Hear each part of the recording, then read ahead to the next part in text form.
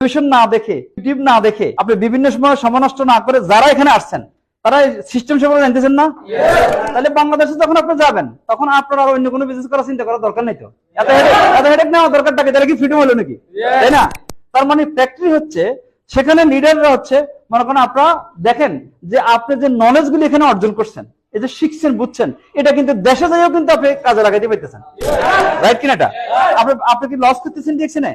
তাহলে যারা দেখতেছে ডিএক্সন লস করতেছে, এটা করতেছে, ওটা করতেছে, ভুল তথ্য দিচ্ছে, এবং যারা মনে করতেছে যে এটা খারাপ, এই ইন্ডাস্ট্রি খারাপ, আসলে সঠিক ইনফরমেশন তাদের কাছে না থাকার কারণে আজকে তারা কিন্তু বিভ্রান্ত করতেছে। কিন্তু আপনাকে ইউজ করতে হবে আপনার মাইন্ড। কেন?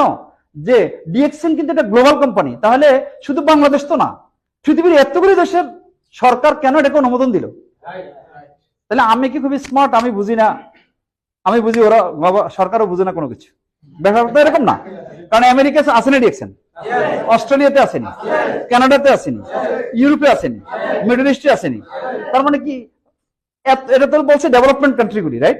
এছাড়া কিন্তু আরো আফ্রিকাতে আছে, মনে করেন আপনার নিউজিল্যান্ডে এবং অস্ট্রেলিয়াতে আছে, তারপর মনে করেন আপনার এশিয়ার দেশগুলিতে আছে, সারা পৃথিবী ব্যাপী আছে। তাহলে এই প্রতিযোগিতামূলক বিশ্বে আবার আমরা অনেকে বলি যে ভাই এত দেশে কি এটা কি আছে, সরকারের অনুমোদন আছে? আর ভাই আপনি যেরকম এই দেশে আসতে হলে পাসপোর্ট করছেন, ভিসা নিতে হয়েছে, ইমিগ্রেশন পার হইতে হয়েছে, রাইট? তাহলে এই কোম্পানি এখানে প্রাতিষ্ঠানিক রূপ দেওয়ার জন্য সরকারের অনুমোদন নিতে হয়েছে, প্রোডাক্টগুলি রেজিস্ট্রেশন করতে হয়েছে, কোম্পানি রেজিস্ট্রেশন করতে হয়েছে। প্রোডাক্টগুলি কিন্তু এদেশে আসতে হলে এদেশের রুলস রেগুলেশন ফলো করি, সকল দেশে গেছে, আমেরিকা সরকারের রুলস রেগুলেশন ফলো করে গেছে, ইউরোপে তাদের রুলস রেগুলেশন ফলো করে গেছে, রাইট? তার মানে কি? কোয়ালিটি না থাকলে পৃথিবীর এত দেশের সাথে কম্পিটিশনে হাজার হাজার ব্র্যান্ডের সাথে কিভাবে টিকে? দেখে চলে খুলে আর বন্ধ করে?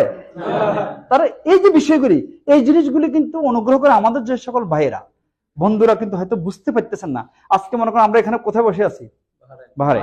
আমাদের যারা এখানে আছেন, কিন্তু আপনারা যখন 5 স্টার হোটেলে প্রোগ্রাম করেন, আপনারা তো কোট টাই পরে প্রফেশনাল বিজনেসম্যান হিসেবে যান, তখন তার কার্পেন্টার হিসেবে যান না সেখানে, তখন তার পেইন্টার হিসেবে যান না, ইলেকট্রিশিয়ান হিসেবে যান না। তার মানে কি এই যে চেঞ্জ হবে, এই জায়গাটা কোথায়? এরপরে মনে করেন এই যে একটা গুরুত্বপূর্ণ বিষয়, আপনারা কিন্তু আজকে দেখা যাচ্ছে যে কেউ 10 বছর 20 বছর আপনার সেক্টরে এখানে আসে, কিন্তু আপনারা দেখা যাচ্ছে আপনাদেরকে স্টেজ থেকে স্লিপ দিয়েও নামানো যায় না, কারণ আপনারা এখন বলতে পারেন, কিন্তু আগে তো মনে করেন কত জোর করে উঠে হয়েছে স্টেজে, রাইট? তার মানে এই যে বিষয়গুলি, এটা হচ্ছে কি, এটা অত্যন্ত গুরুত্বপূর্ণ। আপনারা মনে করেন যে এটা দক্ষতা, কারণ মানুষের সামনে পাবলিক স্পিকিং করা, এগুলি তো ট্রেন আপ করা হচ্ছে, আমাদের লিডাররা করতেছে আপনাদের, রাইট? তার মানে কি সিস্টেম আপনাকে তৈরি করতেছে। এবং শুধু এটা না, ডিএক্সএন এর সাথে যারা সম্পৃক্ত, তারা যত প্রফেশনের সাথে আছে, আমি অনেক হাজার হাজার ছেলেদেরকে দেখছি ডিএক্সএন মাধ্যমে যারা লিডার, তারা কিন্তু সুপারভাইজার হয়েছে, কারণ তার মধ্যে লিডারশিপ কোয়ালিটি আসছে, নলেজ আছে, লিড দিতে পারে, কারণ সেটা এখানে শিখছে করি, রাইট? যার কারণ হচ্ছে কি, যে দক্ষতা বাড়াচ্ছে। অর্থাৎ যেখানে যাচ্ছেন না কেন, আপনার এখানে রং বলতে কিছু নেই। আপনি এখানে আসছেন কিন্তু ডিএক্সএন এর জন্য না, আপনি আসছেন আপনার মূল কাজের জন্য। 300 বিডির জন্য আসছেন, 500 বিডির জন্য আসছেন, কিন্তু এর পাশাপাশি ডিএক্সএন এ আসি মনে করেন আরো 500 বিডি আসলো, 300 বিডি আসলো, এটা কিন্তু এডিশনাল রেমিটেন্স কিন্তু বাংলাদেশে। তাহলে এক বিডি জমা যদি 288 টাকা হয়, তাহলে আপনি যদি 500 হয়, তাহলে কত হইলো বলেন, রাইট? রাইট? ইউনিটি যদি 5000 হয়, রাইট? কারো 3000 হয়, এরকম অনেক লোক আমাদের হয়েছে না এখন, আলহামদুলিল্লাহ, রাইট? তার মানে কি, সিস্টেম বুঝতে সময় লাগবে। অর্থাৎ দেশের অর্থনীতিতে কিন্তু এটা বিশাল অবদান রাখতেছে। আচ্ছা, আপনাকে বাদ দিয়ে কি বাংলাদেশ চিন্তা করা যাবে? তাহলে আমরা সবাই তো বাংলাদেশ। তাহলে আমাদের যদি ডেভেলপমেন্ট না হয়, তাহলে আমাদের দেশের ডেভেলপমেন্ট হবে না। তাহলে আমাদের ডেভেলপমেন্ট আমাদের পরিবারের ডেভেলপমেন্ট, আমাদের ডেভেলপমেন্ট আমাদের সমাজের ডেভেলপমেন্ট, আমাদের ডেভেলপমেন্ট আমাদের দেশের ডেভেলপমেন্ট, রাইট? এই সকল কিছু মিলে আমরা যেটা মনে করি এটা একটা গ্রেট অপরচুনিটি, আমাদেরকে এটা মূল্যায়ন করতে হবে, বুঝতে হবে অপরচুনিটি। এটা global opportunity, global platform, all in one package, right? তাহলে আপনারা কি করতে রাজি? কারা কারা চান না তারা হাত দেন। আচ্ছা, কারা কারা চান তারা হাত দেন। কি চান? আপনারা কি লাইফ স্টাইল চেঞ্জ করতে চান? প্রথমত আলহামদুলিল্লাহ আমরা একটা রাইট প্ল্যাটফর্মে আছি, আমরা সকল কিছু করতে পারছি এই সিস্টেম দিয়ে, রাইট?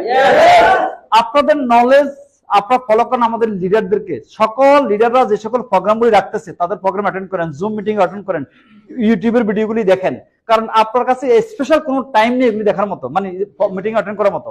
এইভাবে কিন্তু আপনারা দেখে কিন্তু একসময় হবেন কি, আপনি হবেন স্পিকার, রাইট?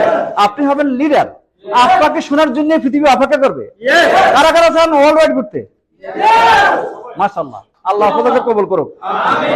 আমরা কিন্তু এটা কিন্তু আপনাদেরকে আমরা আপনাদের দেখতেছেন, রাইট? আমরা তো বলা দরকার নেই, রাইট? তো মনে করেন আজকে এখানে ইনশাআল্লাহ আল্লাহ যদি মনে কালকে এই টাইমে কিন্তু দাম হবে, পরশু এই টাইমে কিন্তু ইটালিতে, আলহামদুলিল্লাহ। তো এইভাবে কিন্তু অনেক দেশ, তাই না? অতএব আমি আপনাদেরকে একটা অনুরোধ করবো, আমি সোশ্যাল মিডিয়া সম্পর্কে কিন্তু তত বেশি আমি ইগনোর করছি সোশ্যাল মিডিয়াকে।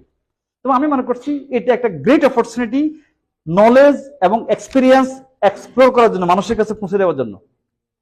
আমি যা শুরু করছি, তবে এটা প্র্যাকটিস, এখনো কিন্তু ট্রায়াল, কিন্তু আমি পরবর্তী টপিকস নিয়ে আসতেছি আস্তে আস্তে। আমি জাস্ট আমার জড়তাগুলিকে দূর করার চেষ্টা করতেছি, বুঝার চেষ্টা করতেছি